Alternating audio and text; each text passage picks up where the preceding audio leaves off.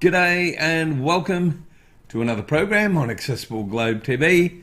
Today we are talking about something that I believe has changed a little bit during our post-COVID-19, and that is employment for people with disabilities.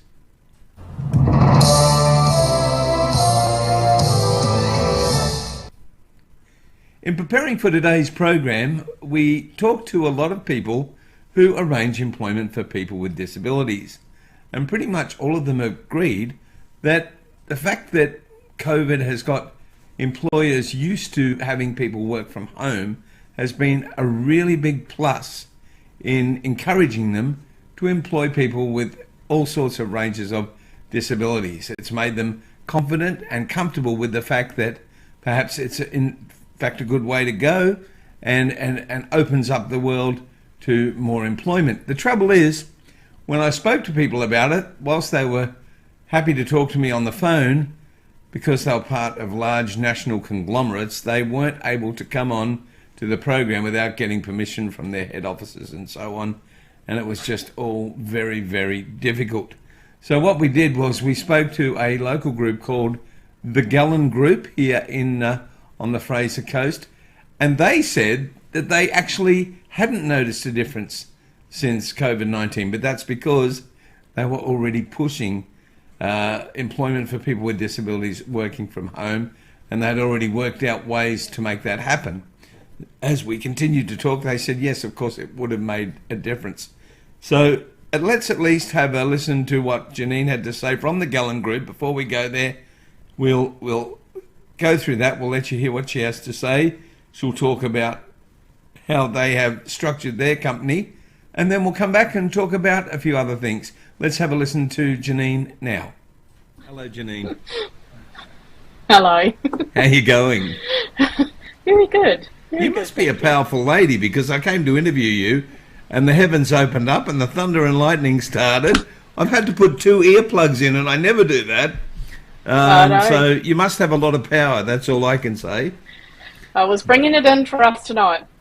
Now, I was mentioning before we put you on that a lot of employees that we've spoken to have said they're more likely to look at employing people with disabilities because they've got used to people being at home. And I discussed that with you, and you haven't noticed that, but I think that's because you've already been doing it for so long. Can you tell us a little bit about what the Galon Group does, please?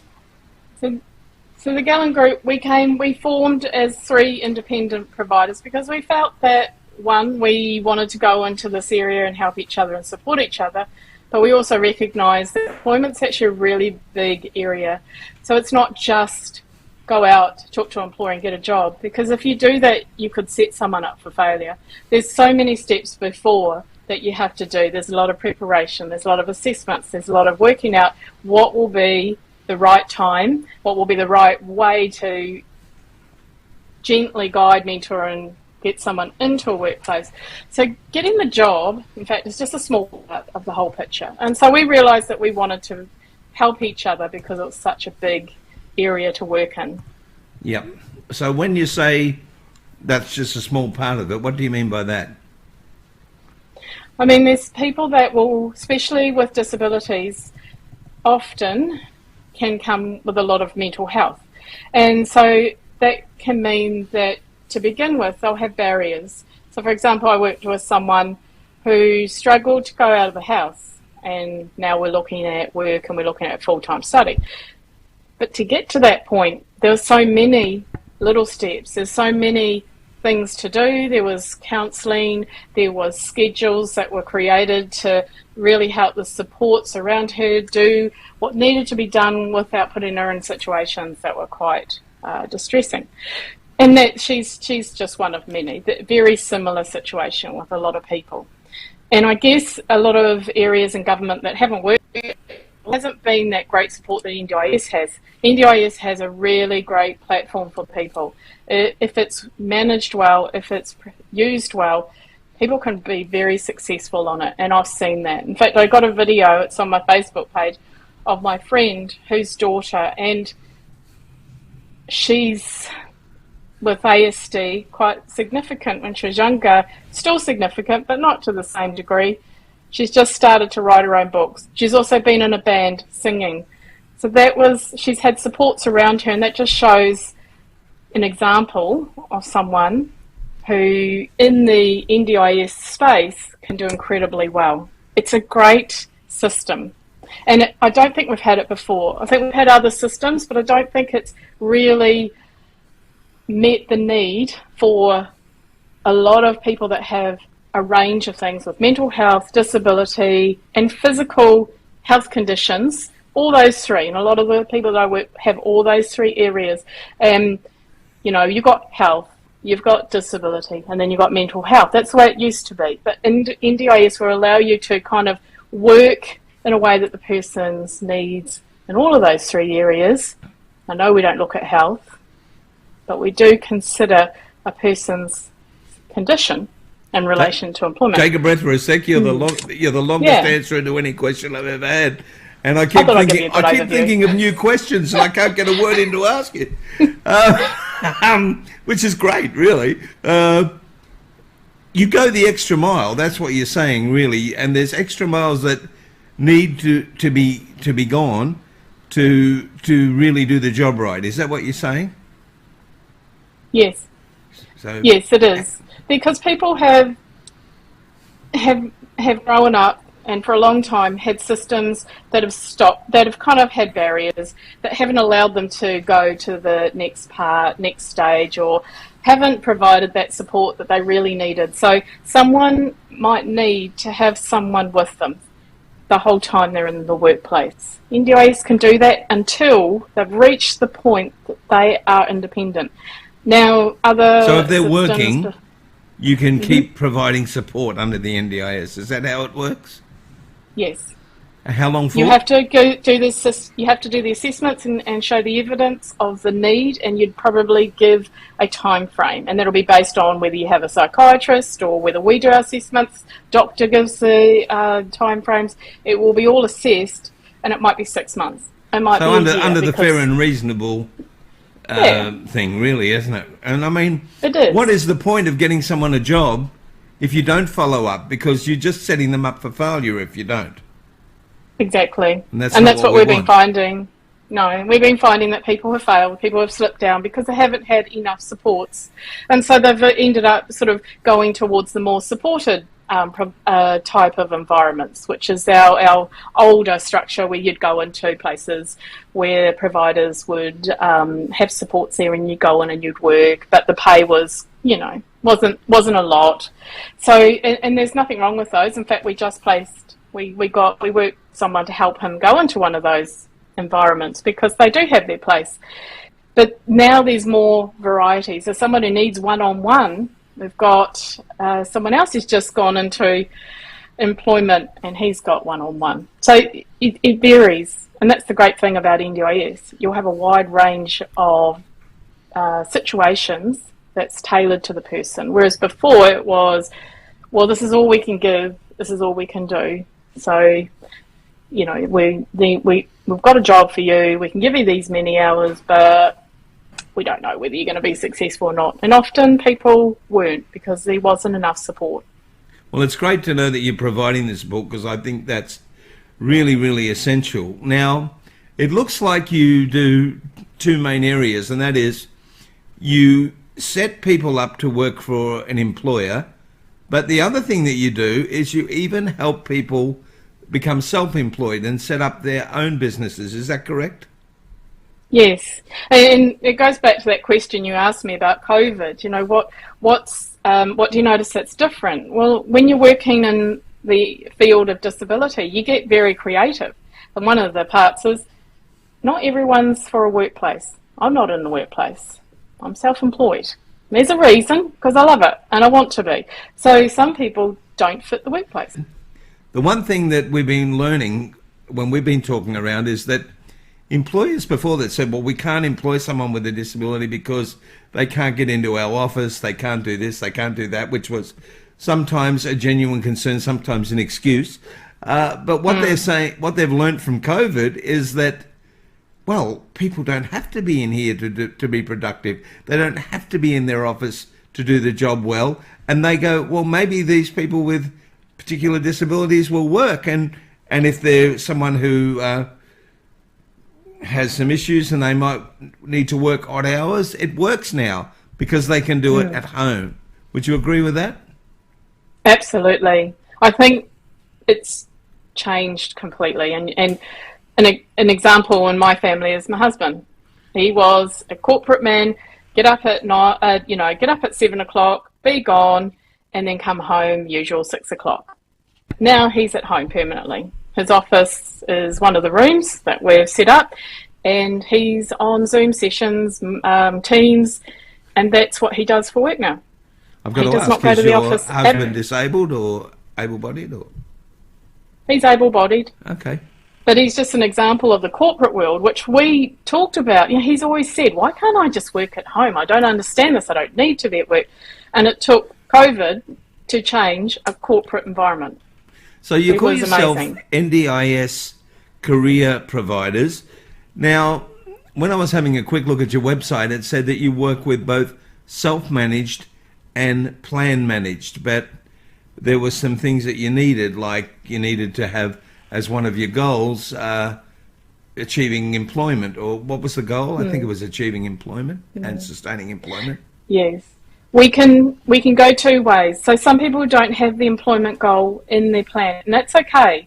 But they can say, this is what I want to do. I want to move into employment. So it might not have been a goal when they did their plan review or their first plan, or they might not even realise that they could put employment as a goal.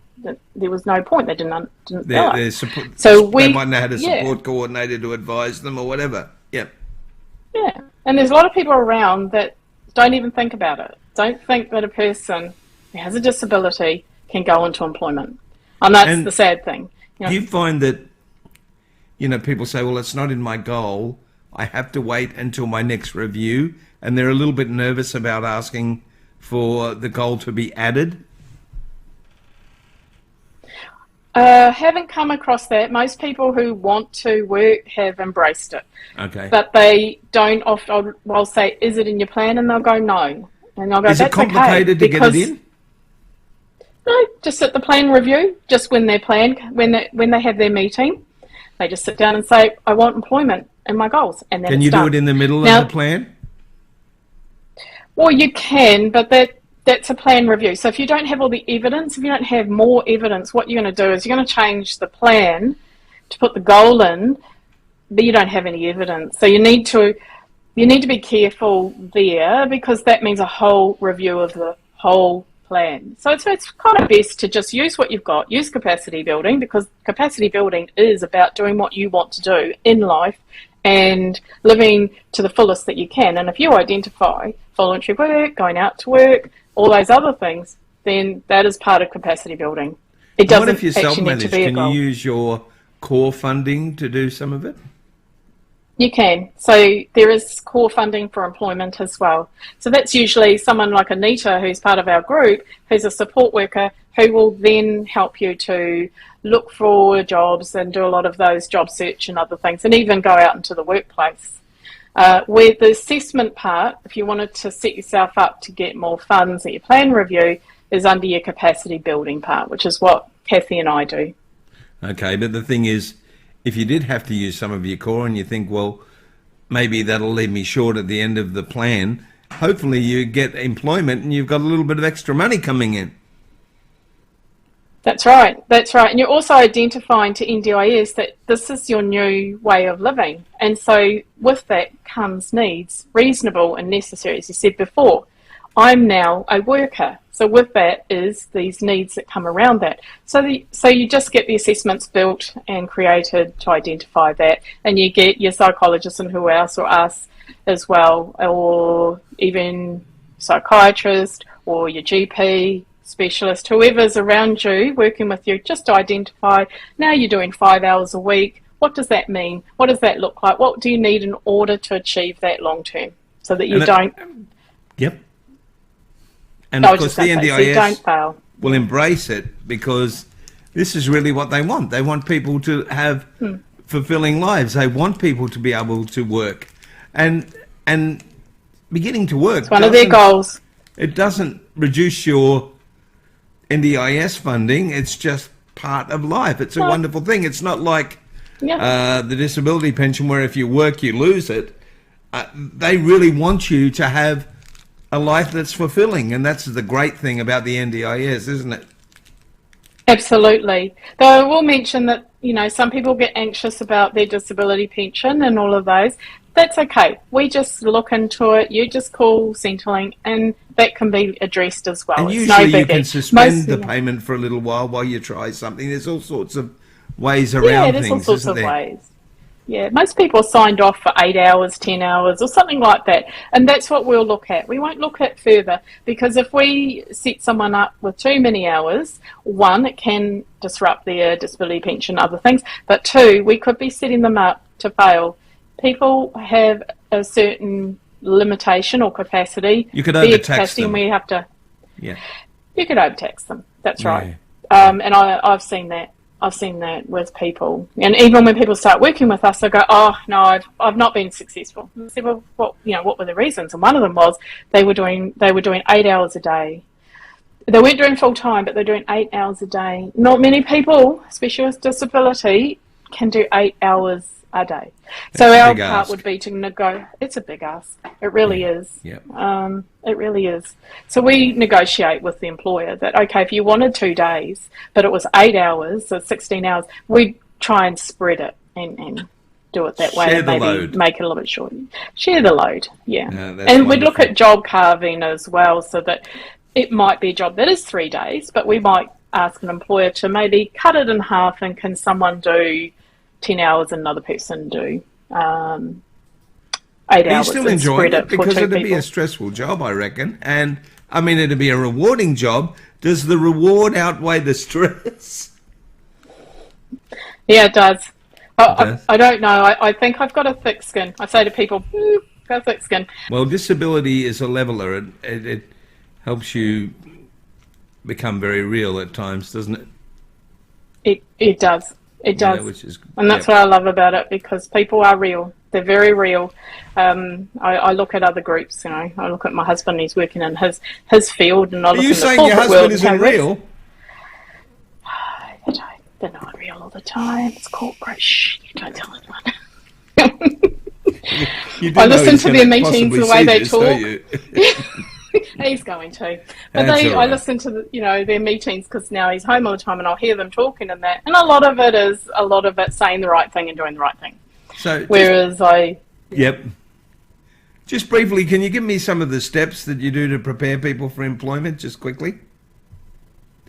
We do our usual. The Run House does. We kind of intake, meet them, greet them, and ask if they want to work with us, because I think it's really important. I think that when you work with someone in this way, you get to know them very well. So they have to feel very comfortable with you. So that's the first part. Do they want to work with us? Do they like working with us? Do they feel comfortable? And then once that's been established and that they've agreed to it and they've gone, yeah, I kind of like working with her. The next part is to then look at their needs and assessments, and going through interviewing different people, interviewing them, looking at things around them, looking at their talents, strengths, skills, interests, what they want to do. All of those things are all put together. And then after that, kind of starting to work out a plan. Now, if someone's not ready for a plan, then that's working in what we call career counselling. Like counselling, just kind of working out what are the barriers, because people do have some barriers. All people do. Doesn't matter who you work with, there will be barriers. People are afraid. People are not sure. People are scared what people will think. People are unsure about the workplace. They don't know what's going to happen. So all of those things need to be addressed. Some people more than others. It depends. Some people are ready to go. Some people, you cut that out. They're ready to go. Get a job for me right now, tomorrow. And so it just varies. So, and then after that process... Yep, keep going. And then after that process, we start to go out with them, explore environments and have a look around, because they don't often know, I haven't had that experience before. I wouldn't mind doing that, but I don't know. Would I really want to be, would I really want to work in administration? I love doing letters. I love typing, I love emails, I love doing all sorts of things and language and all of that, but would I really want to be an administrator? So it's about getting them out into environments that they might like and seeing if they do like them. And then if they do, moving towards work experience, maybe just observations, actually being in the workplace and just observing, doing nothing, just observing it and allowing the employer to just let them be there around and just observing. Then moving towards, okay, what is it that you really want to do? And some people it might be, I just want to volunteer. I just want to do that. That's all I want to do. Some people, I want a paid job. Some people, I think I just want to do this as a hobby. We don't know. Or some people, I want a hobby, I want to do a little part-time job, and I want to start working towards a business. So it just depends on where the person's at and what's going on. And we'll follow that path with them and work with them at each stage. You really do have person-centeredness, don't you, at your core, I would say, by the look of it. I've got a serious question before we just talk about how people can find you. There are a lot of employment services around. Now, I'm not asking you to say anything negative, but what I am asking you is, what do you really think it is that makes you stand out and makes you different? Yeah, you're right. There are a lot of people, and everyone does fantastic work in the industry. Yep. Everyone who wants to walk into NDIS, and because it is not an easy system to work in, yep, they're really saying, I want to work with people and I want to make a difference. So you think everybody's pretty much equal and does the same sort of thing? I think we're all different. We've got different approaches, and you have to find the people that fit you. The one that That's suits why I you. always say when support coordinators ring me and they'll talk about someone, I'll go, I need to know if they're going to fit, because they've got to like me. They've got to work with me. Otherwise, we're setting them up to tell their story again. I've got to have the skills, to be honest. There's not many people I haven't worked with. In fact, I'm a shocker. There's no one I've actually worked with I don't like. I've got to have the skills to work with them as well. I've got to have the right abilities. But I've probably worked with so many people. Have I got favourites? I have actually. Over the years, I've got people. No, I've got people that I've worked with that are my favourites. If you'd said no, I wouldn't have believed you. You know that. But anyway, that's all right. No. So here's the important thing. Excuse me. How do people find you? So they can go on our website, the Galon Group. So GALON group.com.au. They can find our Facebook page, which is Galon Group Facebook page, or they can just ring. Well, once you go on the website, you'll have all our details to ring us, and also send an email. There's also a referral form on there that they can click on and fill in the details. It's quite a bit of information on there, isn't there? Yeah, I think you can go through it and find what you need, and then they can call you. Yeah. Yeah. Janine, it's been wonderful. We'll have to catch up for a coffee sometime. Absolutely. Sounds good. Talk more travelling stories. Being so open and so blunt, and thank you also for sending the storm away, because it was a bit difficult in the beginning. But now we're all good and everything's right. We'll hopefully get you on to some of our panels about employment and things in the future. We'd love to have you on. Thanks so much, and we'll talk to you soon. That'd be wonderful. That's Janine from the Galon Group. Oh, you're welcome. The Galon Group, NDIS Career Providers. It's a good title. It is. See you soon. Employment. See you soon. Bye. Well, she was an amazing lady to speak to, and they are a terrific group, actually. They've started off as very, very small, and they're doing a very, very personalised job, which I love. If you do want to find their webpage, don't write galongroup.com.au, because you'll get something else. It has to be thegalongroup.com.au. And we'll be having Janine and her compatriots on every now and again to help us with some panels and excuse me, different things regarding employment. So, we thought they were doing a great job, actually. So now let's talk about what is coming up for the rest of the month on Accessible Globe TV. And of course, the first one is next week, and that is on the sexual rights and needs for people with disabilities. Always a controversial subject, but one that we feel really needs to be addressed, and we want to do our best to do exactly that. And then for Halloween, it's going to be a scary show because my producer's got his own costume and the dogs keep barking at him every time they see him in it. And we've got skeletons and all sorts of people for you to meet. But more importantly, we've got Kun Krishna from Thailand, Thailand's most famous person with a disability. He's coming in to talk about Thailand in the reopening and accessible tourism. We've got other people from around the world all talking about the re-emergence of the world, particularly tourism after COVID-19. So we're really looking forward to those programs, and we've got a bunch coming up in the next month as well. Let's have a look at some of our supporters. They're not really sponsors, but they're supporters. Totally Mobile in Hervey Bay, and they're terrific. They do all sorts of mobility scooters and mobility equipment and so on. Hello World Travel in Hervey Bay, and they organise all of our travel when we're doing accessible tours around the world. So you pay them, you don't pay us, and you know it's gone into a nice, safe, big company, so you know everything's, secure and right.